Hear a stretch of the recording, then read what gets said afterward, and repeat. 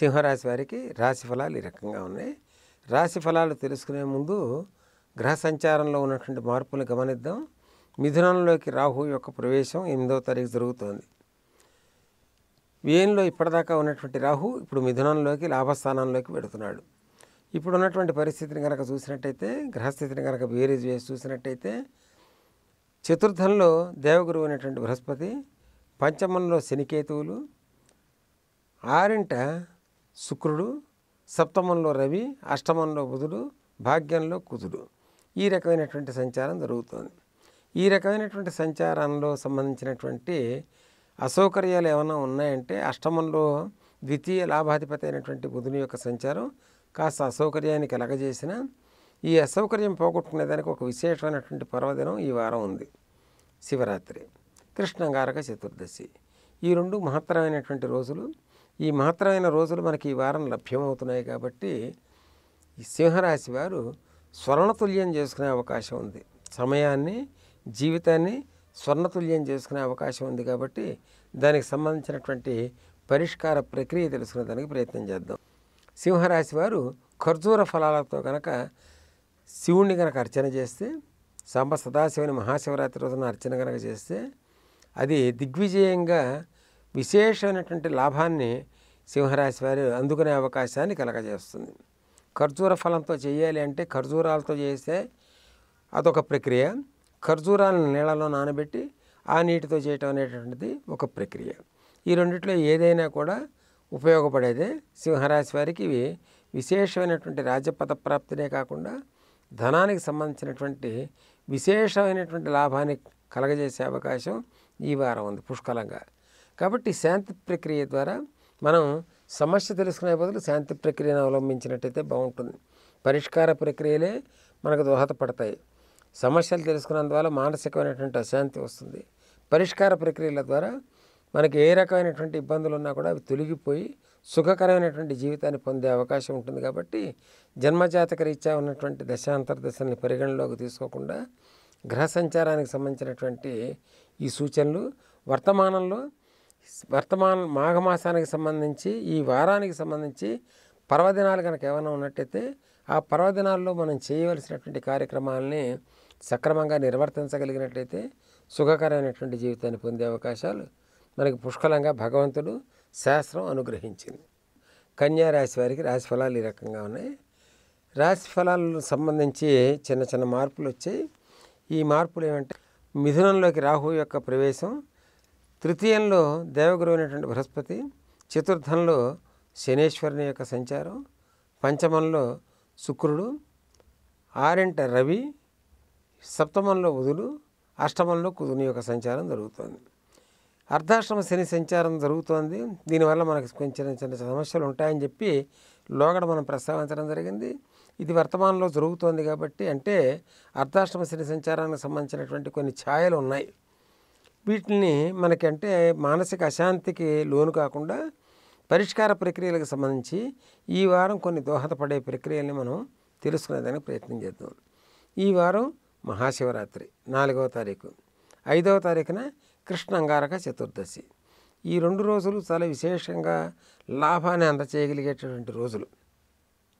దీన్ని దృష్టిలో పెట్టుకుని కన్యారాశి వారు అర్ధాష్టమ శని సంచారానికి సంబంధించినటువంటి దోషాలు పోగొట్టుకోవాలి అంటే తప్పనిసరిగా ఈశ్వరునికి తైలాభిషేకం, స్పష్టమైన చక్కటి నువ్వుల నూనెతో కనుక తైలాభిషేకం కనుక జరిపించుకోగలిగితే మహాశివరాత్రి రోజున, తద్వారా ఈ అర్ధాష్టమ శనికి సంబంధించినటువంటి శని సంచారానికి సంబంధించినటువంటి సమస్తమైన దోషాలు తొలగిపోతాయి. మరొక ప్రక్రియ అంటే అష్టమంలో కుజుని యొక్క సంచారం జరుగుతుంది.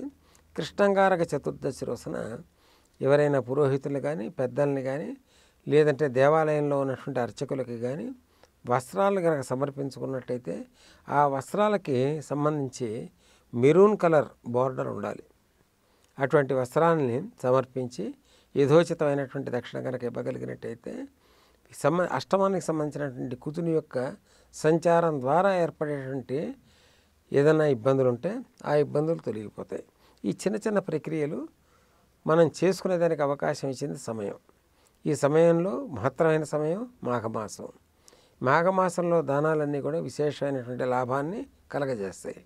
అందున శివరాత్రి రోజున, కృష్ణంగారక చతుర్దశి రోజున. ఇవి మనకు అంత తేలిగ్గా లభ్యమయ్యేటటువంటి రోజు కాదు కృష్ణంగారక చతుర్దశి.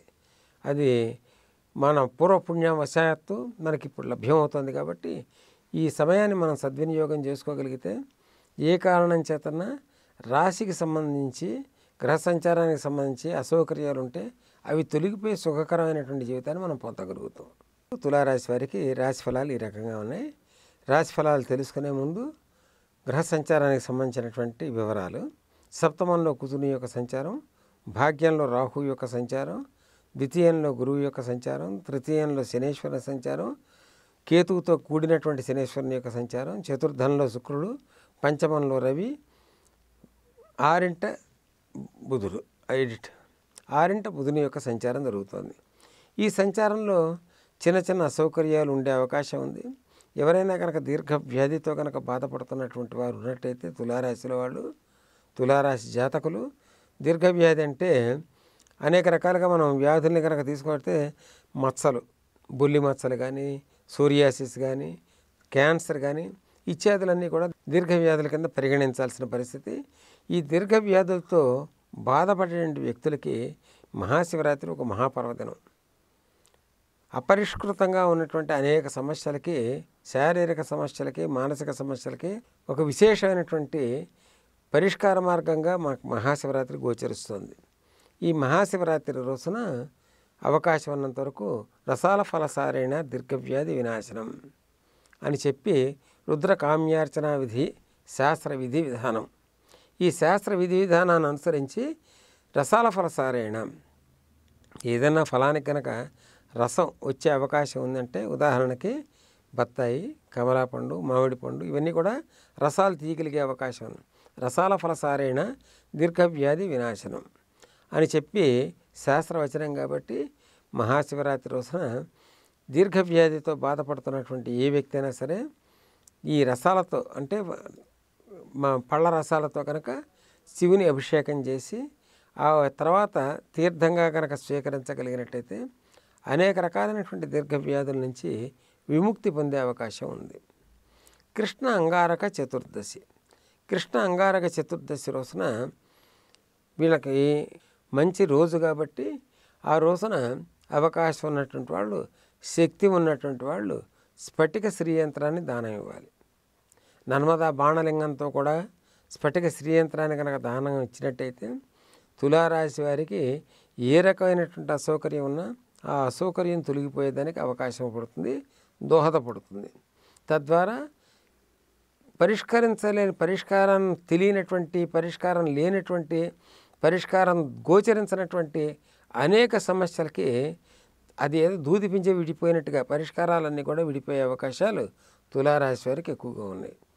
అందువల్ల ఈ మహాశివరాత్రి, కృష్ణంగారక చతుర్దశి అనే మహాపర్వదినాలని తులారాశి వారు కనుక వాళ్ళని ఆచరించి ఈ రకమైనటువంటి దాన ప్రక్రియను కనుక, అభిషేక ప్రక్రియను కనుక ఆచరించినట్టయితే సుఖకరమైనటువంటి జీవితాన్ని పొందగలరని చెప్పి విశ్వసిస్తున్నాను. వృశ్చిక రాశి వారికి రాశి ఫలాలు ఈ రకంగా ఉన్నాయి. వృశ్చిక రాశిలో దేవగురు అయినటువంటి బృహస్పతి యొక్క సంచారం, ధనపంచమాధిపతి. ద్వితీయంలో శనికేతువుల యొక్క సంచారం, తృతీయంలో శుక్రుడు, చతుర్థంలో రవి, పంచమంలో బుధుడు, ఆరింట కుజుడు, అష్టమంలో రాహు. ఈ రకమైన సంచారం ఈ వారం ప్రత్యేకించి జరుగుతోంది.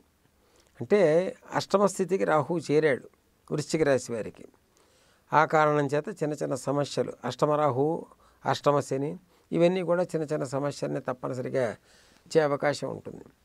ఆ ఇబ్బందులను ఇచ్చే అవకాశం గురించి మనం విశేషంగా ప్రస్తావన చేసి మానసికమైనటువంటి భయభ్రాంతికి లోనయ్యే బదులు పరిష్కారం ఏమన్నా ఉందా, పరిష్కారం ఉంటే చేసుకునేదానికి అనువైన రోజు ఏది అని గనక విశ్లేషించి తెలుసుకోవాలని అనుకుంటే 4వ తారీఖు మార్చి మహాశివరాత్రి, 5వ తారీఖు కృష్ణంగారక చతుర్దశి ఈ రెండూ కూడా విశేషంగా లాభిస్తాయి. కాబట్టి ప్రత్యేకించి ఈ వారం అంతా కూడా రాశి ఫలాలు తెలుసుకునేటప్పుడు దీంతో అన్వయం చేసే చెప్పడం జరుగుతోంది. ఇవన్నీ కూడా పరిష్కార మార్గాలు, ఇవన్నీ శాంతి ప్రక్రియకి సంబంధించినటువంటిది. వృశ్చిక రాశి వారు రుద్రాభిషేకం మహాన్యాసపూర్వక రుద్రాభిషేకం కనుక చేయించుకోగలిగితే, శివరాత్రి రోజున ఆ నియమాలు పాటించి రుద్రుని కనుక అర్చన కనుక చేయగలిగినట్టయితే, విశేషించి సువర్ణ జలంతో కనుక అభిషేకం కనుక చేయించగలిగితే, జీవితంలో ఏ కారణం చేతన్నా ఏ అసౌకర్యం ఉన్నా సరే అది తొలగిపోతుంది.